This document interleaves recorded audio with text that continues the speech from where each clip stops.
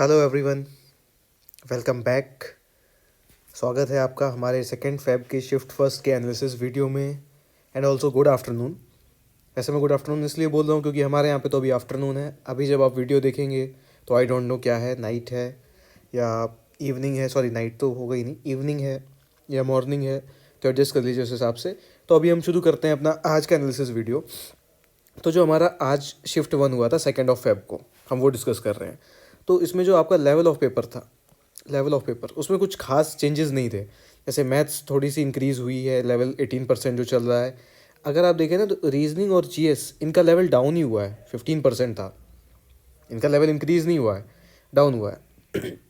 और जो हमारे एवरेज अटैम्प्ट्स हैं, वो एवरेज अटैम्प्ट्स आपके हैं 68 to 73। जैसा कि हमने अपने कल के एनालिसिस वीडियो में भी डिस्कस किया हुआ था कि अगर आपको अपना सिलेक्शन सुनिश्चित करना है तो आपको 80+ अटैम्प्ट करके आने हैं विद गुड एक्यूरेसी। एक्यूरेसी अच्छी होनी चाहिए, नहीं तो आप फिर ये एवरेज अटैम्प्ट के भी नीचे चले जाओगे। अगर आपकी एक्यूरेसी ख़राब आ गई हो और आप अटैम्प्ट फिर आप 90+ करके चले आओ, उससे मतलब नहीं होता है। आपकी एक्यूरेसी कितनी अच्छी है। तो डिस्कस करते हैं हम अपने आज के क्वेश्चंस। जो हमारा पहला क्वेश्चन है, what is the chemical formula of heavy water. जो आपका हैवी वाटर होता है उसका केमिकल फार्मूला आपसे पूछा गया था। तो सॉरी, मैं माफ़ी चाहूँगा, ये D20 नहीं है, ये आपका केमिकल फार्मूला है D2O। ये हम पहले भी डिस्कस कर चुके हैं। एक हिसाब से क्वेश्चन रिपीटेड ही है।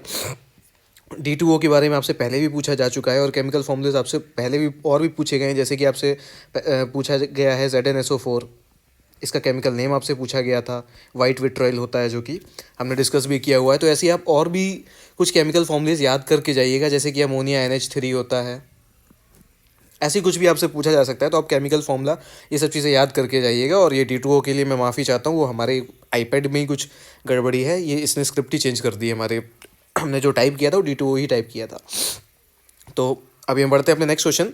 Where is Kanha national park situated. जो आपका कान्हा नेशनल पार्क है वो कहाँ पर है? तो कान्हा नेशनल पार्क आपका है मध्य प्रदेश में। मध्य प्रदेश में कान्हा नेशनल पार्क है। और मध्य प्रदेश में टोटल फ्रेंड्स 11 नेशनल पार्क्स हैं। 11 11 नेशनल पार्क्स हैं मध्य प्रदेश में। और जो हमारा प्रोजेक्ट टाइगर है, प्रोजेक्ट टाइगर कब लॉन्च हुआ था, आप लोग मुझे कमेंट में बताएंगे।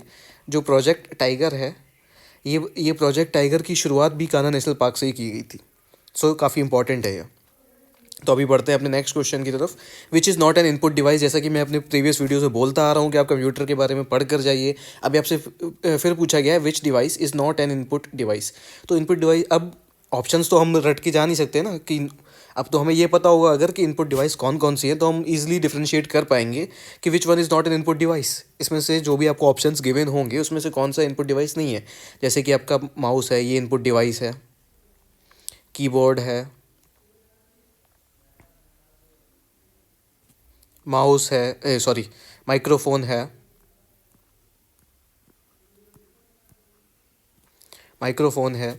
और भी लिस्ट में बढ़ती चलेगी, साउंड कार्ड है। मैं ये सब चीज़ें ऐड करते जाऊँगा। ये सब इनपुट डिवाइस है, यानी कि जिस चीज़ों से आप कुछ इनपुट देते हैं, है ना। आपका आउटपुट डिवाइसेस, आपका एलसीडी जो मॉनिटर है वो आपका आउटपुट डिवाइस होता है।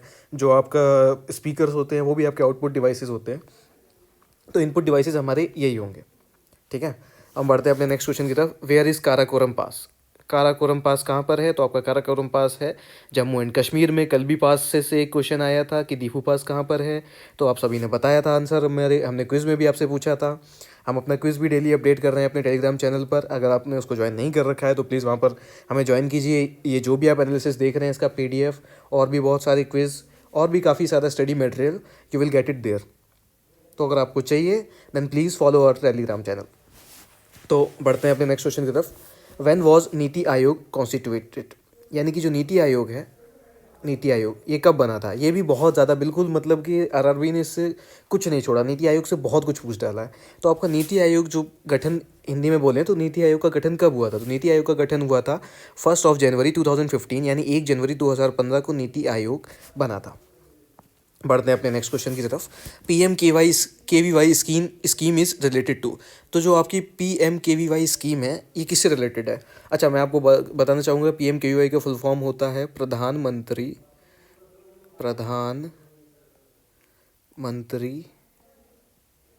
इस स्कीम का फुल फॉर्म बता रहा हूँ आपको मैं, कौशल विकास योजना।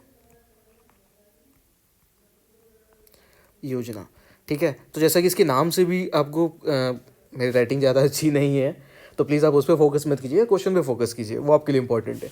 तो जो प्रधानमंत्री कौशल विकास योजना है ये किस चीज़ से रिलेटेड है? अब जैसे कि आप देख पा रहे हो कौशल विकास हमारे फुल फॉर्म में भी आ रहा है, कौशल एंड विकास। तो ये आपका स्किल डेवलपमेंट से रिलेटेड है, स्किल डेवलपमेंट। ठीक है, अभी बढ़ते हैं अपने नेक्स्ट क्वेश्चन की तरफ। What is the full form of OMR?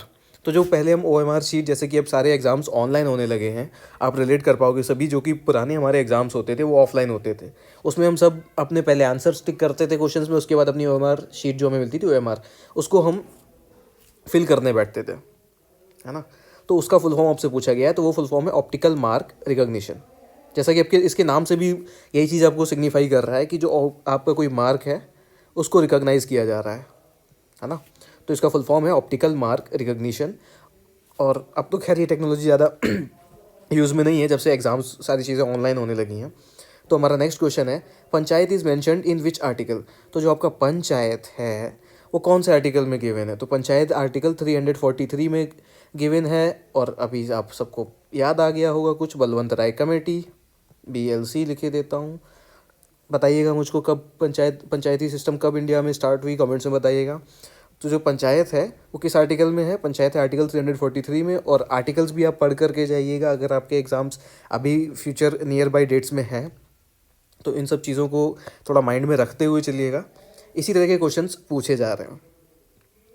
जो पैटर्न हम प्रेडिक्ट कर सकते हैं अभी के अपने एनालिसिस को देख करके कि पैटर्न्स आपके इसी तरह से हैं, जैसे कि ये आपसे पूछ लिया जा रहा है, मैं ऊपर आऊँ तो ये केमिकल फॉर्मूलाज आपसे पूछे जा रहे हैं, और आपसे ये जो PC है कंप्यूटर के बारे में काफ़ी सारे क्वेश्चंस आ रहे हैं। फुल फॉर्म पूछ लेते हैं कभी किसी शिफ्ट में डिवाइसेस से रिलेटेड इन्फॉर्मेशन पूछ लेते हैं। एक क्वेश्चन पूछा गया था कि रैम कहाँ पर होती है, तो रैम आपकी मदरबोर्ड में होती है कंप्यूटर में, है ना। तो ये सारे क्वेश्चंस आपसे पूछे जाते हैं। इस तरह के क्वेश्चन मतलब पूछे जा रहे हैं अभी तक को देखते हुए। अब हम बढ़ते हैं अपने नेक्स्ट क्वेश्चन की तरफ। Where did Amphan cyclone affected? तो जो अम्फान आपका साइक्लोन था ना, अम्फान, वो कहाँ पर आया था? अभी हाल ही की बात है, तो वो आया था आपका कोलकाता में आया था Amphan. Next question, who was the Guru of Chandragupta Maurya? जो चंद्रगुप्त मौर्य हैं आपके, उनके गुरु कौन थे? तो चंद्रगुप्त मौर्य के गुरु थे चाणक्य। और चंद्रगुप्त मौर्य जैसा कि आप सभी जानते होंगे, जो आपकी मौर्यन डायनेस्टी है, मौर्यन डायनेस्टी, इसकी स्थापना इन्होंने की थी चंद्रगुप्त मौर्य ने। नंद डायनेस्टी के बाद, नंद डायनेस्टी के नंद राजा को हराकर इन्होंने मौर्यन डायनेस्टी की स्थापना की थी। और कमेंट्स में आप सब मुझे बताएंगे कि जो लास्ट नंद रूलर था, यानी कि जिसको चंद्रगुप्त मौर्य ने हराया था, वो कौन थे? नेक्स्ट क्वेश्चन, सत्यमेव जयते is extracted from, sorry, okay गड़बड़ हो गया था। जो आपका जो चंद्रगुप्त मौर्य है, जो आपका सत्यमेव जयते, ठीक है, ये कहाँ से एक्सट्रैक्ट किया गया है, यानी कि इसको कहाँ से लिया गया है? इसको लिया गया है मुंदाको उपनिषद से। थोड़ा सा कुछ टाइपिंग मिस्टेक हो जाती है, प्लीज़ इग्नोर इट। मुंदाको उपनिषद से लिया गया है सत्यमेव जयते को। और जो हमारे 4 स्तंभ हैं, है ना, उसको क्या बोलते हैं और वो कहाँ से लिया गया है, वो अभी आप मुझे बताओगे कमेंट्स में।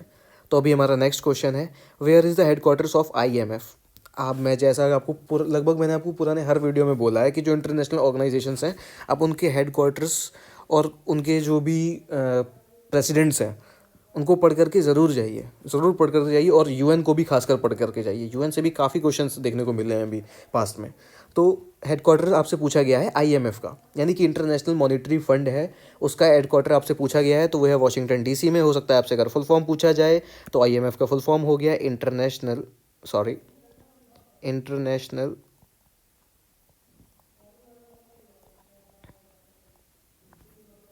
मॉनेटरी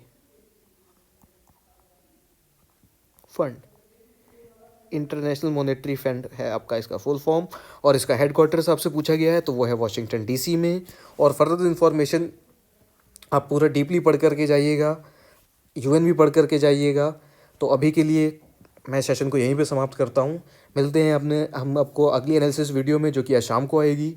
तो तब तक के लिए स्टे ट्यून्ड। हमारे चैनल पे और भी कंटेंट है, आप उसको देखिए, आपके एग्ज़ाम में हेल्प होगी काफ़ी। तो अभी के लिए चलते हैं, बाय।